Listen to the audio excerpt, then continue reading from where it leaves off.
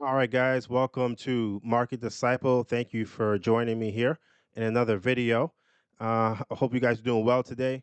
Today's video, guys, we're going to talk about Celsius Network and regulation. Do we need it? Do we need regulation? Well, before we get started, guys, I please would like you to subscribe to the channel, like the video, and let's get into it. All right. So, I covered this in another video, in a previous video, right? The Celsius Network filing for Chapter 11 bankruptcy, right? So now I'm going to ask this question, right? Uh, is regulation necessary? Do we need regulation or not?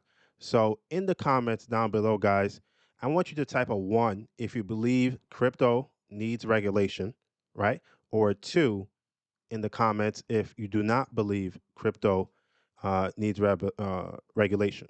Right? If you're a purist and you believe in the decentralization of cryptocurrency, you're probably going to type two. All right. So, like I said, I made a video previously on Celsius filing for Chapter 11 bankruptcy, which would allow Celsius Network to reorganize its finances in order to pay back its creditors over time. Right.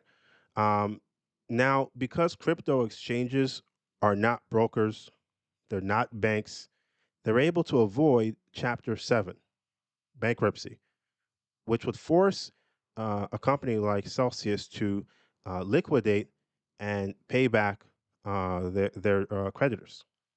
Now, that brings us to the main issue here, and that is regulation, right? Crypto regulation, and do we need it, right? Do we need cryptocurrency right, to be regulated? Well, because there is a clear lack of clarity surrounding cryptocurrency, people like you and me, regular people, are really not protected in this space if you're going to be on exchanges, right? And trading on these exchanges. So, what role does the government play here?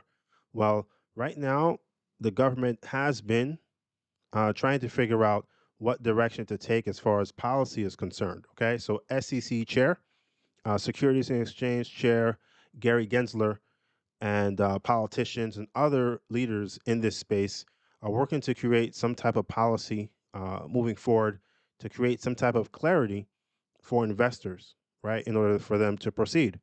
The question for them is first, cryptocurrency, is it an asset or is it a security or is it a commodity, right? Is it a security or is it a commodity? Security meaning like a stock or a bond, and a commodity meaning like gold, wheat, corn, right? Oil, things like this, commodities.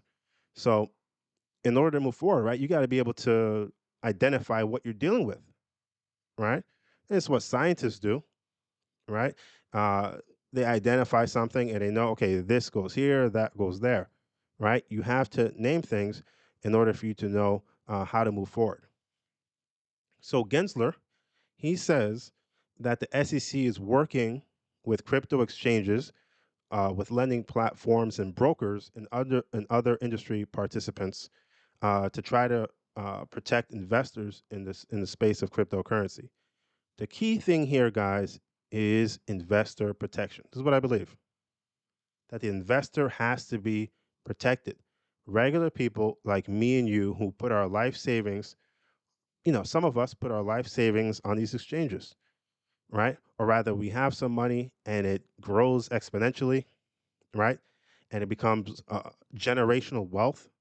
You're looking at your account, you got seven, eight figures. You've never seen those numbers before, and you're thinking you're set for life, and all of a sudden disappears through no fault of their own, right?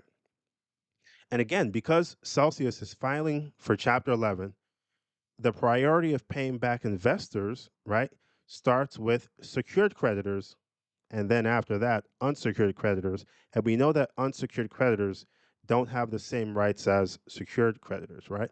They don't have the same rights, and they usually get very little back, if any at all. So I know that, again, I'm saying that the whole idea of cryptocurrency, the allure of cryptocurrency, right, is that you could kind of get away from a central authority, right?